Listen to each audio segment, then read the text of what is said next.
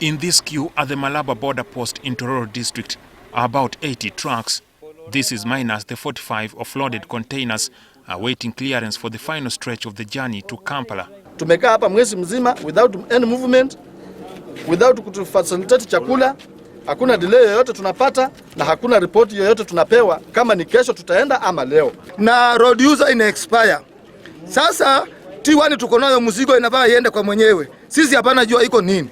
Usaona. Sisi tunalipa kila siku. Sasa sura yote inaharibika. Sisi hapana njaa kula. With more trucks en route to the border, the truckers are worried about the inability of the authorities here to handle increased traffic. 86 trucks have been impounded at DOJ since 23rd of last month. Reason, URA has come up abruptly to demand for VAT.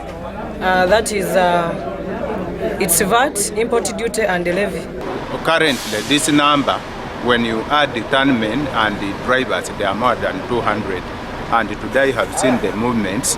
At any time, you may get some of them trying to strike, like the way it was on COVID thing early this year. At the center of the impasse is the interpretation of the law on the importation of animal feeds.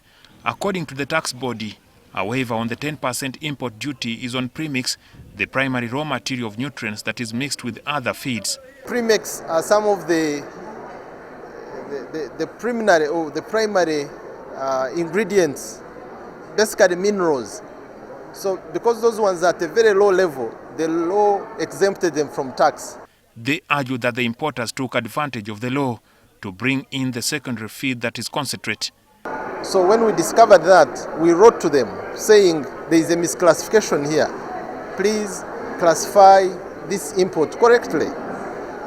And going forward, we are going to ask you to pay taxes because you are supposed to pay import duty of 10%. This, the taxman told the Committee of Parliament on Trade, Tourism and Industries last week in a meeting that was attended by the dealers in the contested raw materials.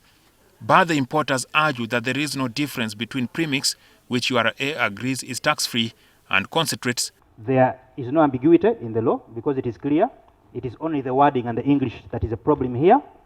At the meeting, URA contended that no tax had been collected, much to the displeasure of the importers. The only problem we have here is whereas they say they state this, they are actually clearing our cargo under a code that has to pay.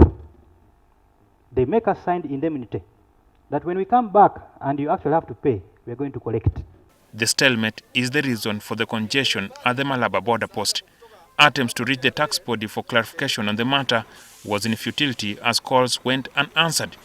Last week, the Minister of Finance, Planning and Economic Development, Matia Kasaija, was scheduled to appear before the Trade Committee, which was tasked to handle the petition of the importers with the view of giving a policy direction on the law.